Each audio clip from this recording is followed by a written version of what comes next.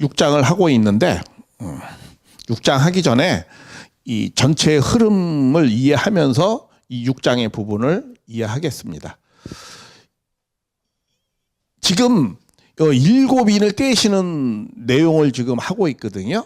근데 그 7인을 뗀다라는 내용은 어디에 있는, 벌써 예언되어져 있는 내용이 있습니다. 그게 다니엘서 9장 27절입니다. 다니엘서 9장 27절에 한 이레라는 내용이 나오죠. 한 이레. 한 이레가 끝나야만이 영원한 하나님의 의가 드러난다라고 말씀을 드렸습니다. 그래서 그 한 이레 동안에 절반은 제사와 예물을 드리지 못하는 사건이 벌어져요. 그리고 나머지 절반이죠.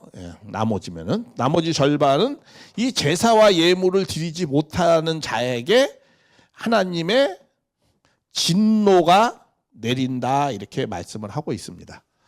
근데 이 한 일에는 이거는 7일입니다. 정확히 얘기하면 7일이에요. 근데 7일은 이거는 7년으로 우리가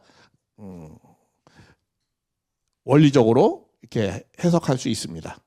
그래서 이 4장부터 18장까지 이 내용은 재림 시대의 내용인데, 이 재림 시대에 어떤 일이 벌어진다는 거예요? 이 재림 시대는 한 일회를 말하는 겁니다. 9장 27절에 나머지 한 일회. 그래서 이 재림 시대에 재림 주님이 오셔서 이 한 일회에 어떤 사건이 벌어지냐면, 이렇게 절반은 제사와 예물을 드리지 못하고 또 나머지 때 그 제사와 예물을 드리지 못하는 자에게 하나님의 진노가 내린다. 그래서 그게 몇 년?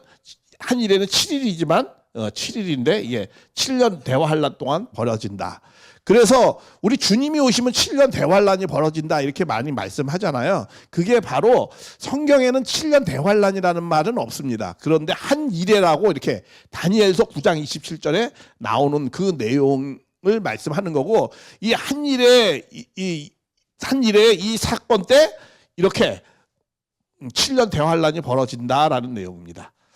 그래서 이제 이 7년 대환란 때 어떻게 벌어지느냐?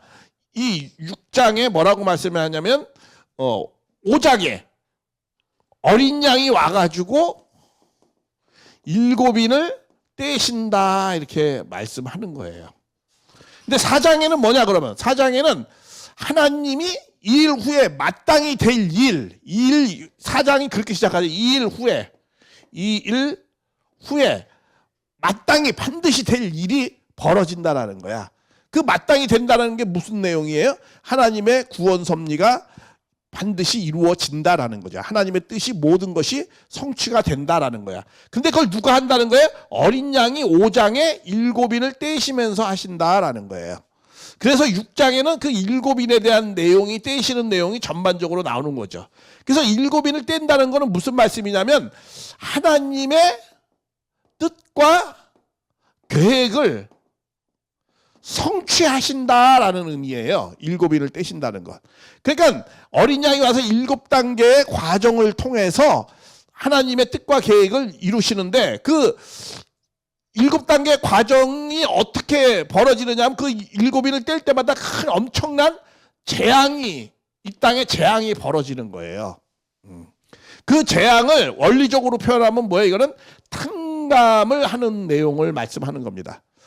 하나님의 구원 섭리는 반드시 어떻게 하는 거예요? 재앙을 통해서 하는, 다시 말해 탕감을 통해서 복귀하는 거거든요. 하나님의 뜻과 타락한 세계에서 하나님의 구원 섭리를 이루려면은 이 타락한 세계의 주관자가 누가 있어요? 사탄이 주관을 하고 있잖아요, 이 땅을. 그러니까 주님이 오셔서 사탄을 멸하고 7인을 떼신다라는 건 다른 말로 말씀드리면 뭐예요? 사탄을 멸하는 내용을 말씀하는 겁니다. 사탄을 멸하는 내용. 다시 말하면 4장부터 18장까지 사탄을 멸하는 내용입니다. 그게 7인을 떼시면서 하신다라는 거예요. 근데 7인을 뗄 때 엄청난 재앙이 나타나는데, 그 재앙은 왜 그러느냐? 복귀, 구원, 복귀는 뭘 어떻게 하신다는 거예요? 탕감을 통해서 하신다라는 거예요. 탕감 복귀를 통해서 하신다라는 거죠. 그런 전반적인 내용이 18장까지의 내용입니다. 그래서 사탄을 멸하고 이 땅에 사탄의 주관권을 다 없애버리고 이제 19장부터는 하나님의 나라와 백성을 찾는 새 창조 섭리 역사를 하는 내용으로 되어져 있어요. 그런 가운데서 이 6장은 어떤 내용이냐면 일곱인에 대한 전체적인 내용을 보여주고 있는 거예요. 이게 전체적인 걸 보여주고 또 이걸 설명하고 또 이게 전체적인 걸 보여주고 이걸 또 설명하고 또 전체적인 걸 이렇게 보여주고 또 설명하고 이렇게 형식으로 이렇게 진행되고 있거든요. 이게 어떤 형식이냐면 시나리오의 대본 형식이에요. 대본의 그 형식입니다. 우리 이렇게 연극할 때 우리 이런 거죠. 1막, 1장, 2장, 3장, 2막 큰 거 보여주고 또 1장, 2장, 3장 이런 식으로 우리가 시나리오가 대본이 그렇게 쓰여져 있잖아요. 이것도 그런 형식으로 쓰여져 있어요. 왜 그러느냐 하면 그때 당시에 로마 사람들은 이 원형극장을 만들어 가지고 거기서 많은 연극과 이렇게 문화생활을 즐겼습니다. 그래서 로마를 중심으로 해서 그 주변에 한 2,000개가 있었어요. 그러니까는 그때 그 연극 그런 걸 보면서 대본이 있었을 거 아니에요? 그러니까 그 대본의 형식을 따라서 이렇게 요한계시록을 정리를 한 거예요. 왜? 그렇게 하면은 그때 당시에 이 성도들이 그걸 보면서 쉽게 그 흐름을 이해할 수 있기 때문에 그런 형식으로 쓰여진 겁니다. 그래서 이 6장에서 이제 전체적인 내용, 일곱인에 대한 전체적인 내용을 보여주면서 그러면서 이제 그 흐름이 이제 진행되고 있습니다. 근데 이 그 정도까지만 하겠습니다. 근데 일곱인을 떼는데 이때 큰 두 사건이 벌어진다는 거야. 어떤 사건이 벌어지냐면 나팔 환란과 대접 재앙이 벌어진다라는 거예요. 그래서 나팔 환란이라는 게 뭐냐? 요거 아까 그랬죠. 한 일의 절반은 제사와 예물을 패한다고 그랬죠. 이거 제사와 예물을 누가 드려요? 하늘편이 드리는데 그 제사와 예물을 못 드리게 하는 건 누가 하는 거예요? 사탄편이 하는 거죠. 사탄편이. 사탄편이 하는데 그 말은 무슨 말이냐면 많은 하늘편이 사탄편으로부터 뭐예요? 핍박을 받는다라는 내용입니다. 그래서 이 핍박을 받는 내용을 이제 구체적으로 쓰여주면서 이 핍박받는 것을 구체적으로 쓰여주면서 여기에서 위로와 격려를 해주는 그런 내용들이 이 중간에 이렇게 적혀져 있습니다. 그리고 나머지 절반은 뭐야? 이 대접재앙이 나오는데 이거는 뭐냐면 하늘편이 사탄편을 뭐 어떻게 하는 거예요? 심판하는 내용이에요. 그래서 전멸을 하는 거예요.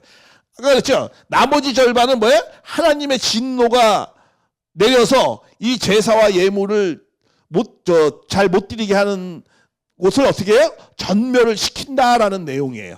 그러기 때문에 이렇게 7년 대환란 일곱인을 떼면서 사탄편을 징벌하는 거죠. 심판하는 거죠. 그래서 심판하는 내용이 구체적으로 또 이렇게 17장, 18장에 쓰여져 있는 거예요. 그래서 이런 그 흐름 속에 있다라는 거를 잘 이해를 하시면서 이 요한계시록 전반적인 내용을 보겠습니다. 그래서 그런 가운데서 오늘은 이렇게 6장 요 내용을 11절부터 하겠습니다.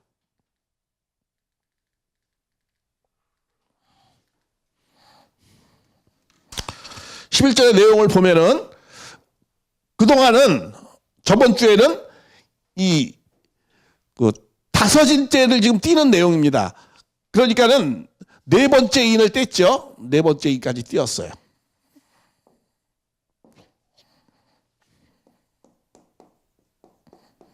네 번째, 첫째 인은 흰말을 타고 오는 적그리스도를 정리하는 거고, 두 번째 말은 붉은 말을 탄 공산주의와 같은 그런 화평케 하는 화평을 제하여 버리는 그러한 존재, 죽음을 부르는 서로 싸우게 하는 그런 존재를 정리하고, 세 번째 이는 검은 말, 그 인본주의적인 거, 그런 가운데에서 인간이 많이 갈등하는 그런 내용들을 정리하고, 또 네 번째는 청홍색 말, 뭐 가장 잡다한 사상, 뭐 회교라든가 여러 가지 빛나대주의 내지는 뭐 김일성 주체 사상, 여러 가지 잡다한 것을 정리한다는 거야.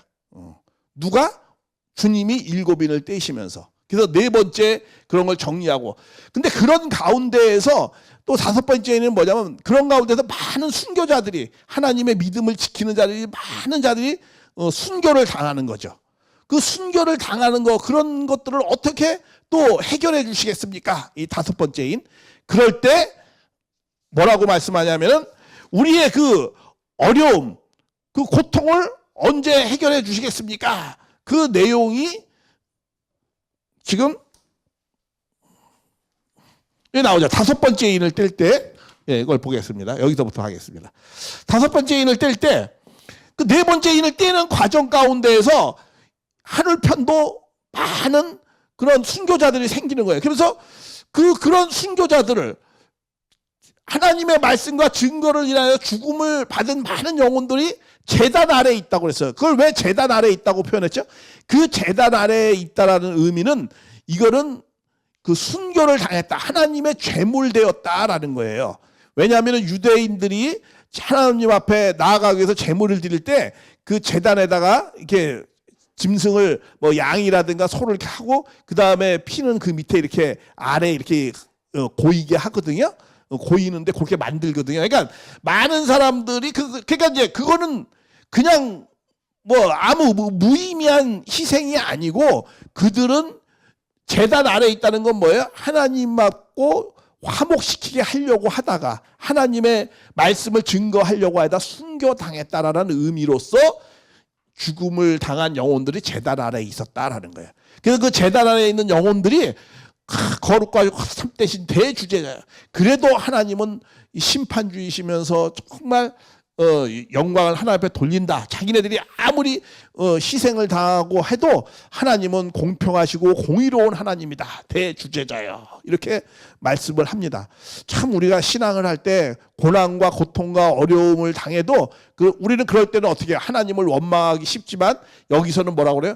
큰 소리를 불러가지고 거룩하시고 그분은 참되시고 대주제자요. 공의로운 심판자라는 거야. 그런 모든 것이 합당하게 하셨다는 거야.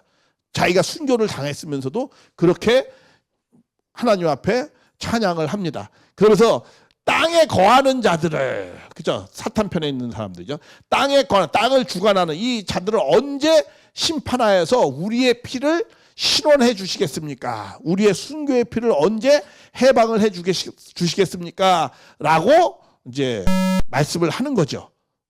근데 이것을 우리의 피를 언제 갚아주겠습니까 해서 무슨 보복을 언제 우리의 원수를 언제 갚아주시겠습니까? 이러한 말씀이 아니고, 예, 이렇게 선한 피가 언제까지 사탄 편에게 조롱을 당하면서 하늘이 언제까지 이렇게 조롱을 당해야 되는가? 예, 그런 내용을 말씀을 하는 겁니다. 참 우리가 신앙생활을 하면서 참 어려운 게 한 2가지가 있어요. 뭐냐면은 이 참 희생을 당하고 고통을 당해도 다 좋은데 제일 힘든 게 뭐냐면은 이런 고통을 왜 나만 겪어야 되는가? 많은 신앙을 하는데 그런 경우 있을 수 있잖아요. 아니 다른 사람은 잘 괜찮은데 나만 고통스러워. 그리고 또 하나는 어떤 게 이 고통이 언제 끝날 거냐 이거야 도대체. 이럴 때 굉장히 힘든 거거든요. 여기서도 그러죠. 언제 이걸 해결해 주시겠습니까? 이 순교의 피를. 그러니까 뭐라고 말씀하시는 거예요? 이렇게 말씀해요. 내가 곧 끝내주마 이렇게 하는 것이 아니고 흰 두루마리를 주시며 저희에게 다시 말하면 이거는 뭐예요? 이 순교자들에게 흰 두루마리를 준다라는 건 뭐예요? 너희가 의롭고 거룩하다라고 하나님이 인정을 해주는 거예요. 그런데 아직 잠시 동안 그래 쉬어라. 그런데 뭐라고 그래요? 저희 종들과 형제들이 너희 순교하는 것처럼 더 많은 자가 순교해서 수가 차야 된다는 거야. 더 많은 희생이 있어야 된다라고 말씀을 하는 거예요. 그래야만이 모든 것이 해방이 되고 신원이 된다라고 말씀을 하는 거예요. 왜 곧 다 해결해 준다 이렇게 말씀하시지 않고 더 많은 희생이 있어야 된다라는 거예요. 그건 왜 그러느냐 하면은 반드시 이 땅에 있는 사람, 사탄편의 주관권에 있는 사람들을 해방을 시키려면 어떻게 돼요? 하늘편이 이 땅에서 승리를 해야 되거든요. 근데 이 땅에서 승리를 어떤 식으로 하는 거예요?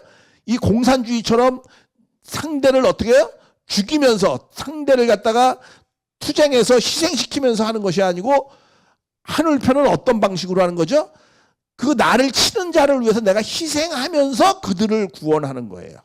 그러니까 더 희생이 필요하다는 거예요. 이 땅을 하늘편으로 가져오려면 더 많은 희생이 필요하다는 거예요.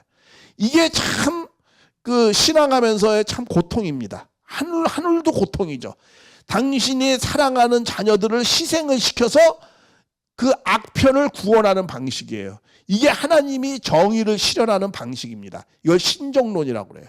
그래서 땅에 더 많은 희생이 필요하다는 거예요. 그래서 그렇게 해서 땅의 승리를 가져와야만이 너희들을 해방시킬 수 있다라는 거예요. 하나님의 부활 섭리, 구원 섭리는 어떻게 하는 거라고 그랬죠? 항상 땅에서 열매를 맺어야 하늘에서 열매를, 땅에서 풀어야 하늘에서 풀려요. 그러니까 땅에서 승리의 터전이 있어야 그 기반으로 영계에 가신 분들을 해방시키는 거거든요. 그러니까 우리는 이 하나님의 구원 섭리의 중심은, 복귀 섭리의 중심은 땅입니다. 주체가. 우리가 결과적으로의 주체는 하늘이지만, 영계지만은, 주체의 세계는 영계지만 구원 섭리, 복귀 섭리에 나가는 주체는 땅이에요. 땅에서 풀어야 하늘에서도 풀리는 거고, 땅에서 열매 맺어야 하늘에서도 열매 맺는 거예요. 그렇기 때문에 이 땅을 그러면 어떻게 해결하느냐, 이렇게 아까 희생을 통해서 해야 되기 때문에 이렇게 말씀을 하시는 거예요. 그래서 이런 하나님의 구원 섭리, 부활 섭리를 알아야만이 우리가 선편이 희생을 당하고 선편이 고난을 받아도 하나님이 어쩔 수 없이 이렇게 할 수밖에 없다라는 것을 우리가 깨달아야 되는 거죠. 예수님도 그랬죠. 당신은 십자가에 달리게 할 수밖에 없었단 말이에요. 하나님이. 그렇게 해서 자기를 찌르는 자를 용서하는 거죠. 우리 문 선생님도 그걸 잘 알고 있었어요. 그래서 기독교인이 문 선생님을 감옥에다가 고발해가지고 공산당에 팔아도 그들을 원망하지 않았어요. 그리고 거기에 들어가서도 신세한탄하지 않았어요. 그리고 거기서 감옥에 가면서도 내일이면 곧 죽을 수도 있음에도 불구하고 거기서 하나님 나 살려주세요, 그런 소리 말씀하시지 않았어요. 그런 기도하지 않았어요. 하나님 내가 걱정하지 말라고, 내가 어떻게 해서 여기서 승리해서 나갈 테니까 하나님 걱정하지 마세요. 도리어 가장 어려운 자리에 있어도 하나님한테 빌고 기복하고 구원해달라는 것이 아니고 하나님을 위로하고 하나님을 안심시키고 걱정을 하지 말라고 그러면서 그 흥랑 감옥, 그냥 그 감옥 같은 데서 3개월이면 다 죽어 나오는데 거기서도 그렇게 하늘을 위로하고 그러면서 승리해서 나왔어요. 그러니까 절대로 하늘 앞에 협조를 받으려고 하지 않았어요. 왜? 저 영계, 그런 많은 사람들을 구원해야 되잖아요. 누가 구원하는 거예요? 땅에 있는 사람이 승리해서 영계를 해방시켜줘야 되는 거예요. 그런데 어떻게 영계에 협조를 받습니까? 영계에서 나를 좀 도와주세요, 그렇게 하지 않았어요. 도리어 어떻게 이렇게는 하셨죠. 정말 정성을, 땅에서 열심히 정성을 들여가지고 영계가 협조할 수 있도록 했어요. 영계가 협조해서 영계도 이 땅에 있는 사람들을 통해서 구원받게 해주는 거죠. 하나님의 구원 섭리, 부활 섭리는 어떻게 한다고 그랬죠? 땅에 있는 사람이 정성과 승리로서 영계를 해방시키고 영계를 구원해 주는 거거든요. 그러니까 어떻게 된 거예요? 이 땅에 있는 그런 원리를 잘 아셨기 때문에 문 선생님은 영계에 도와주세요, 영계의 힘을 빌려가지고 이적과 기사를 해간다든가 그렇게 하지 않았어요. 오직 이 땅에서 정성을 다해가지고 도리어 어떻게 해요? 영계가 협조할 수 있도록. 영계의 도움이 필요하거든요. 그래서 영계에다가 도와달라, 조상님이여 도와주세요라는 것이 아니고 조상이 도울 수 있도록, 협조할 수 있도록 땅에서 정성을 들인 거예요. 이 성약의 섭리는 그런 식으로 진행을 하는 겁니다. 그래서 우리 가정연합, 통일교회 이런 많은 어떻게 보면 외적으로 그래도 그렇게 좀 확대된 것도 영계의 도움을 받아가지고 영계에다 빌고 구원해 주세요 해서 한 것이 아니에요. 이 땅에서 하나하나 정말 희생과 정성을 들여가지고 그래가지고 영계가 협조할 수 있도록 해가지고 한 겁니다. 그게 하나님의 섭리의 마지막 섭리는 그렇게 하는 겁니다. 그래서 여기서도 말하고 그래요. 너희서 그 수가 더 차기까지 해야 된다는 거야. 그거는 뭐야? 땅에 있는 사람들이 더 많은 희생과 정성을 들여야지만이 너희도 해방을 해줄 수 있다라고 말씀하는 겁니다. 그래서 이런 하나님의 구원 섭리, 부활 섭리, 복귀 섭리 이런 거를 모르면은 야, 이 말씀이 이게 도대체 무슨 말씀인가? 뭐 빨리 구원해 주지는 못할 망정 더 희생을 해야 된다고 이렇게 오해할 수 있는 거예요. 이게 하나님의 구원 섭리, 복귀 섭리의 그 부활 섭리의 원칙을 알아야 돼요. 그래서 어떤 원리가 있단 말이에요. 그 원리를 이해하면은 이렇게 하나님이 이렇게 말씀하실 수밖에 없는. 하나님도 안타깝죠. 더 많은 희생이 지불해야 된다는 거예요. 그래서 하나님도 이렇게 할 수밖에 없는 그런 구원을 할 때 하나님 마음대로 하실 것 같으면 이렇게 말씀 안 하시죠. 그렇죠? 구원에 뭐가 있어요? 복귀. 구원하려면 구원에 뭐가 있다고요? 원리, 원칙이 있다는 거야. 이런 것에 하나님도 벗어날 수 없다는 거예요. 그렇기 때문에 하나님의 구원 섭리가 이렇게 오래 걸리는 거예요. 그래서 구원 섭리는 반드시 땅에 있는 사람들이 뭘 해야 되는 거야? 탕감, 죄값, 희생, 정성을 들여서 영계에 있는 사람들을 해방시켜 주는 거예요. 그래서 이런 말씀을 하시는 겁니다.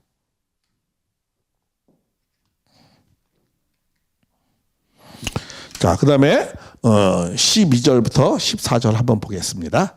이 내용은 자, 여섯째 인을 뗄 때 나옵니다.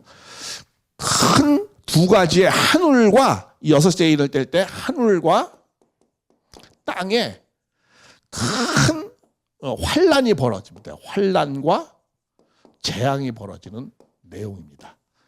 이 내용은 이 12절의 내용은 이거는 쉽게 얘기하면 이 전체를 보여준다고 그랬잖아요. 6장에서 이것은 나팔 환란과 같은 내용이에요. 나팔 환란은 뭐라고 했어요? 하늘편이 사탄편한테 핍박을 받는 거예요. 그래서 이 핍박을 받으면서 이 믿음이 약한 자들은 다 떨어져요. 그런 내용을 말씀을 하는 겁니다. 그리고 15절부터 이제 14절까지 나오잖아요. 15절 요 다음 장부터는 그거는 뭐냐면은 대접재앙이 나와요. 대접재앙. 이 나팔 환란은 전 3년반이라고 그랬어요. 전 3년반.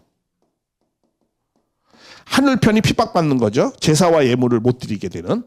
그리고 대접재앙은 뭐예요? 나팔 환란은 그런 거고 대접재앙은 후 3년반과 같은 거예요. 후 3년반. 그거는 뭐예요? 하늘편이 이 사탄편의 핍박과 많은 그 희생을 거기서 승리해가지고 하늘편이 어떻게 해요? 사탄편을 심판하는 거예요. 이 심판이 뭐라고 했어요? 아까 하나님의 진노로 사탄편을 심판하는 거예요. 이게 지금 7년 대환란에 대한 내용을 지금 전체적으로 이게 지금 보여주고 있는 내용입니다. 다니엘서 9장 27절의 내용. 한 일에 남은 그 일의 내용을 지금 보여주고 있는 거죠.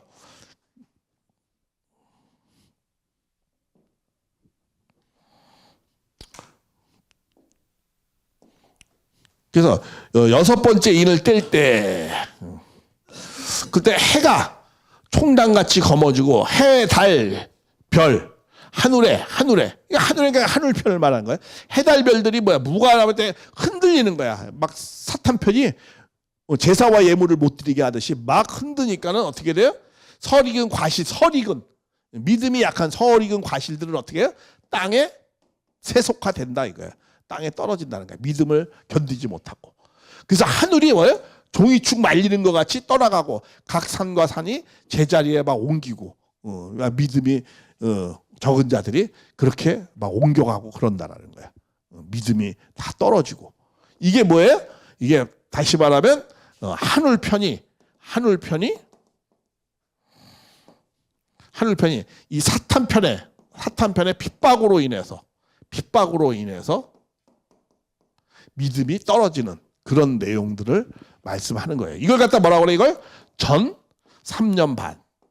다니엘서 9장 20절에 예시되어져 있잖아요. 그런 내용이 지금 이렇게 말씀을 하고 있는 거예요.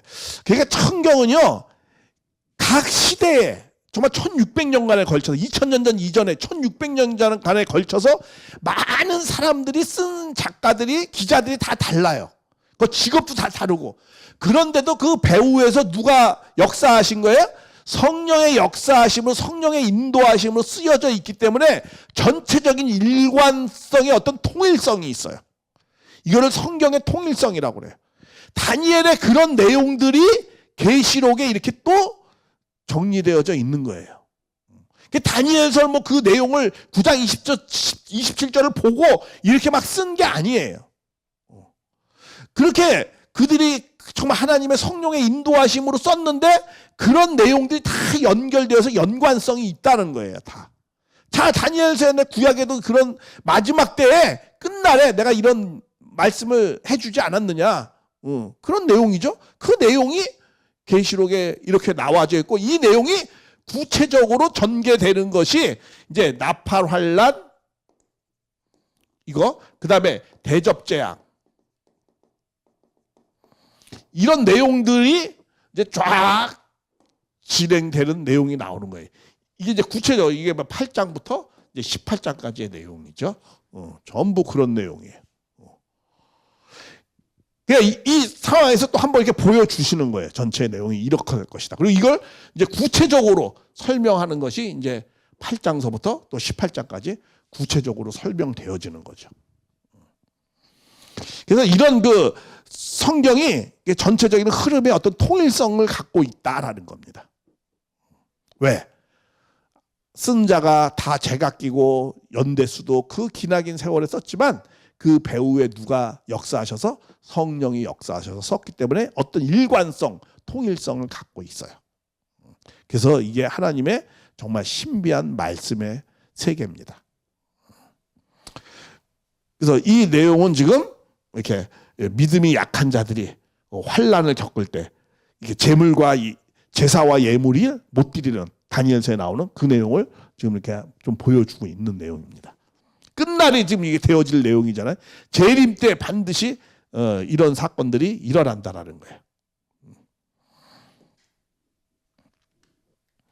그 다음에는 또 이번에는 아까 하늘이잖아요. 이번에는 어디예요? 땅이에요. 땅은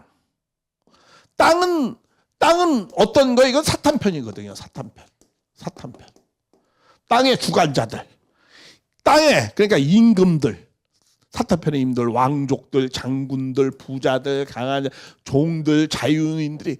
그러니까 최고 높은 자서부터 가장 밑바닥에 있는 모든 사탄편에 있는 그런 자들은 뭐야?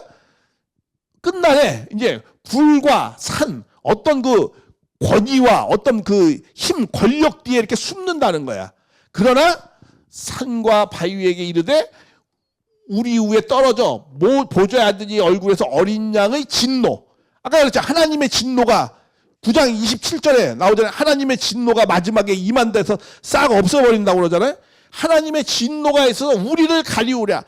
가장 높은 데서부터 가장 낮은 모든 자, 그게 전멸이죠. 그렇죠? 전멸. 악은 다 전멸돼야 되잖아요. 땅은. 그러니까 모든 자들이 다 어떻게 된다는 거예요? 다 심판을 받는다라는 거예요. 그래서 그들이 그 진노의 끝날이 이르렀으니 누가 능히 거기서 쓰겠느냐. 아무도 쓸 수 없다라는 거예요. 이거는 뭘 말하는 거예요? 하늘편이 사탄편을 심판하는 거예요. 심판. 그렇죠? 이건 뭐 마지막에는 끝날에는 악이 다 도말되는 거죠. 심판되는 거죠. 그래서 이걸 갖다가 뭐라고 그래요? 후 3년 반이다. 이렇게 후 3년 반.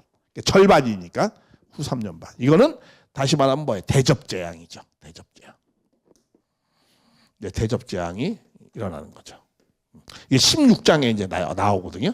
16장에 대접재앙이 나오고 이제 17장, 18장은 그 대접재앙이 구체적으로 이제 설명하는 내용이 나오면서 대접재앙이 끝나면서 7 나팔도 끝나고 7 인도 전부 모든 탄감복귀가 다 끝나는 거예요. 18장에. 그리고 19장부터 새롭게 시작하는 거죠. 그래서 이런 내용을 전체적으로 6장은 이렇게 그 대환란, 7년 대환란에 대한 전체적인 내용. 이 7년 대환란은 어떻게 해요? 7인을 떼시면서 진행되는 내용들을 보여주는 거예요. 근데 7년 대환란의 중심은 지금 아까 뭐라고 그랬어요? 나팔환란과 대접재앙이에요. 그 중심에 그 내용이 있습니다. 그래서 먼저는 한울편이 핍박을 받아요. 그리고 나중에 항상 사탄이 먼저 친단 말이야. 그렇죠? 그러나 그 치지만은 사탄은 핍박을 받고 희생을 받으면서 그 희생의 핍박의 대가로서 사탄 편을 마지막으로 심판하는 거예요. 항상 그런 식으로 심판하는 거죠. 옛날에 그 뽀빠이 영화 같은 거 보면 그렇죠.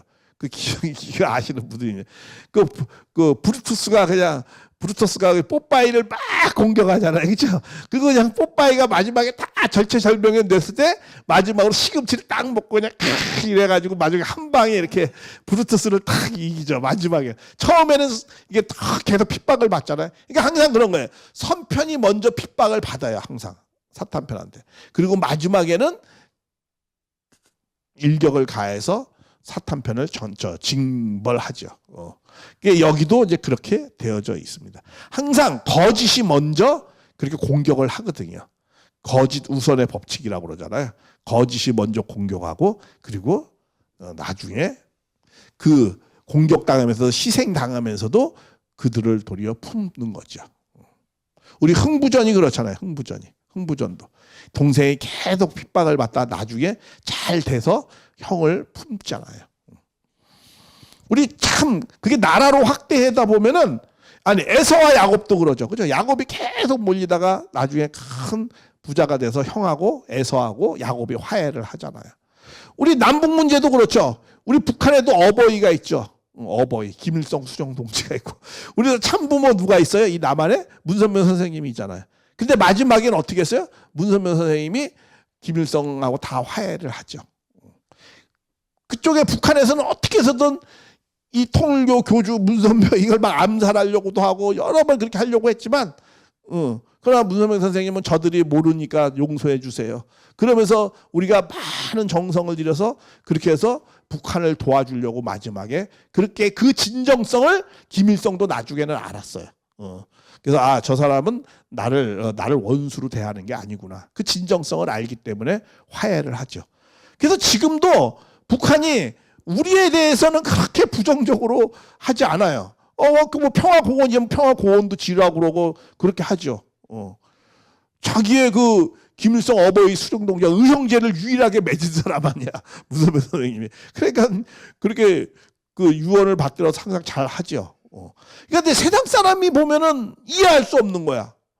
야, 어떻게 저 극과 극 가장 원수끼리인데 어떻게 저렇게 서로를 이렇게 잘 뭐라고 할까?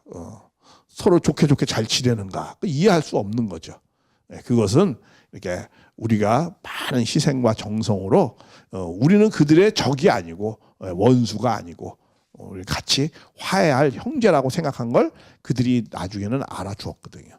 그래서 그렇게 하는 거죠.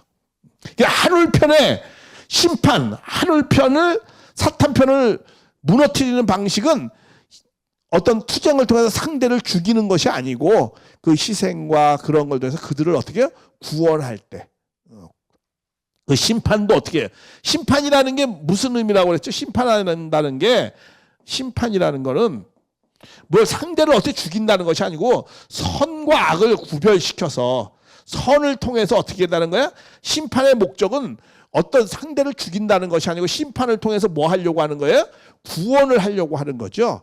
그러니까 심판이라는 거 구원을 하려니까 어떻게 해야 돼요? 선악이 무엇인지를 구별을 시켜야 될 거 아니에요. 심판은 그런 걸 하는 역할을 하는 거죠. 그래서 이렇게 구별을 시켜서 선을 통해서 악을 구원하는 이러한 방식이다라는 거예요. 이게 한울의 구원 섭리의 방식이죠. 그래서 이런 내용이 지금 나와져 있는 겁니다. 자, 그 다음에 17장을 한번 7장을 한번 보겠습니다. 7장은 여기에 이제 뭐가 나오냐면은 14만 4천이 나옵니다. 14만 4천. 14만 4천이 나오거든요.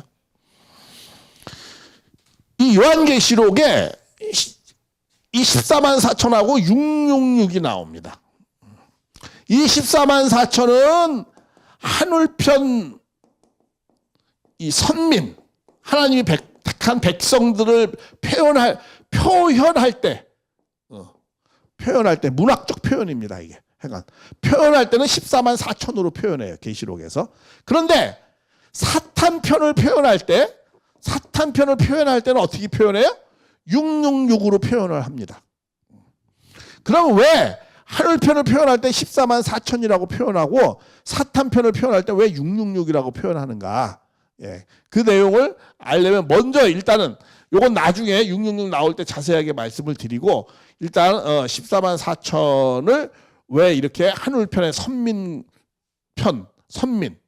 이 14만 4천은 왜 이렇게 표현하는가? 그건 조금 이따 또 말씀을 드리겠습니다. 전체적인 개요를 말씀을 드리면 이 7장은 이 14만 4천 하늘편을 찾는 거예요. 그러니까 선민을 찾아 세우는 내용이 되어지는 겁니다. 그리고 세운 다음에 이제 많은 큰 환란이 있을 것을 아시기 때문에 이 7장의 14만 4천에게 많은 또 소망을 줍니다.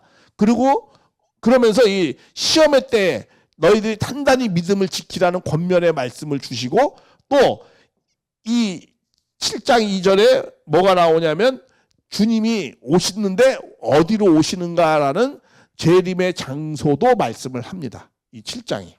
그러니까 지금 이런 거예요. 한번 이걸 보면은 이제 4장부터 이제 재림이 이제 4장부터 하나님이 구원 섭리를 한다 이거예요. 그래서 여기서 이제 재림 시대가 이제 이 재림 시대 다시 말하면 이제 이걸 미래로 봐야 됩니다. 미래 시제로 봐야 돼요. 4장부터. 근데 이 구원 섭리를 누굴 통해서 한다? 5장에 재림 주님을 재림 주님 어린 양을 통해서 하는데 어린 양이 7인을 떼시면서 하신다라는 거예요. 7인을 뗄 때 이때 어떤 일이 벌어져요? 7년 대환란이 벌어져요. 대환란이 벌어집니다. 그리고 6장에는 이 7년 대환란 다시 말하면 7인에 대한 전체적인 내용이 나옵니다. 전체적인 내용이 나와요. 전체적인 내용. 그러면서 7인은 이제 본격적으로 떼시면서 나오는데 이 7인을 뗄 때 큰 두 가지의 사건이 있다고 그랬어요. 하나는 어떤 거냐면 나팔 환란과 대접 재앙이 있어요. 근데 지금 나팔 환란은 언제 벌어지냐? 8장에 이제 나팔 환란이 이제 나타납니다. 나팔 환란이. 이 나팔 환란이 나타날 때 7장이 지금 이제 우리가 7장 들어가는 거예요. 7장은 무슨 내용이냐면 이런 큰 환란이 있는 상황 속에서 우리에게 먼저 이 환란 가운데서 믿음을 단단하게 세워라 이거예요. 그런 내용의 권면의 말씀을 먼저 하는 거예요. 그리고 준비를 시키는 겁니다. 하늘편이 될 수 있으면 이 나팔 환란을 일어날 때 믿음을 떨어뜨리지 않게 하려고 하는 거죠. 많은 사람이 될 수 있으면. 그런 내용을 권면의 장이 지금 7장에 말씀을 하는 거예요. 시험의 때를 피하라는 거예요. 믿음을 단단히 가져가지고 내가 반드시 주님이 오셔서 너희들의 모든 것을 해결해 줄 것이다. 근데 이 환란이라든가 이게 지금 7인을 떼시면 이 환란이라는 게 탕감이에요. 탕감. 이거는 이 환란은 어쩔 수가 없어요. 왜 어쩔 수가 없느냐면 이 큰 환란, 재앙 이런 거는 어쩔 수가 없는 이유가 있어요. 왜냐하면은 죄 없이 오신 예수님을 2000년 전에 십자가에 내주었잖아요. 그러니까 그것에 대한 탕감을 해야 되는 거예요. 그렇게 해서 죄 없는 예수님을 그때 십자가에 몰리게 하지 않았다면은 그때 당시에 하나님의 나라를 이 땅 가운데 다 찾아 세울 수가 있어요. 사탄이 이 세상을 주관하지 않고 로마에 대한 큰 핍박도 있지 않아요. 그런데 죄 없이 오신 예수님 메시아를 살인했어요. 어떻게 보면 불신하고. 그러니까 그거에 대한 죄값을 받아야 되는 거야. 그리고 그 기회가 누구한테 간 거야? 이 땅에는 사탄 편이 간 거야. 그러니까 이걸 다시 찾아와야 돼. 근데 누가 잘못한 거야? 인간들이 잘못한 거 아니에요. 그렇죠? 그러니까 그들을 다시 오시는 주님이 오셔가지고 그들을 다시 쉽게 데리고 오려고 하는데 이게 쉽지 않아요. 왜? 이들은 사탄 주관권에 있으니까. 그러니까 뭐야? 많은 권명과 또 그러니까 먼저 선편이 찾아진 선편이 먼저 그 불신하는 자들을 희생을 통해서 권면을 해가지고 하는 거예요. 그러다 보니까 선과 악이 막 혼재돼가지고 큰 환란이 벌어질 수밖에 없는 거예요. 근데 그것을 부정적으로 생각하면 안 돼요. 왜? 드디어 이제는 하늘 편이 사탄 편을 심판을 해서 하나님 나라를 이루는 때가 왔기 때문에 그러는 거예요.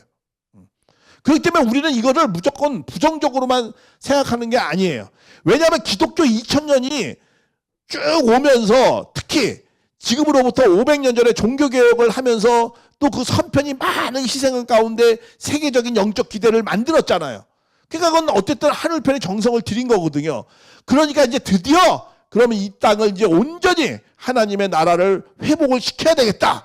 그 하나님의 나라는 누가 이루는 거죠? 우리 인간들이 성도들이 뭐 머리 쓰고 뭐 기도하고 정성 들이면은 하나님 나라가 이루어지는 겁니까? 아니죠. 반드시 하나님 나라는 누가 하는 거예요? 메시아가 와서 하는 거예요.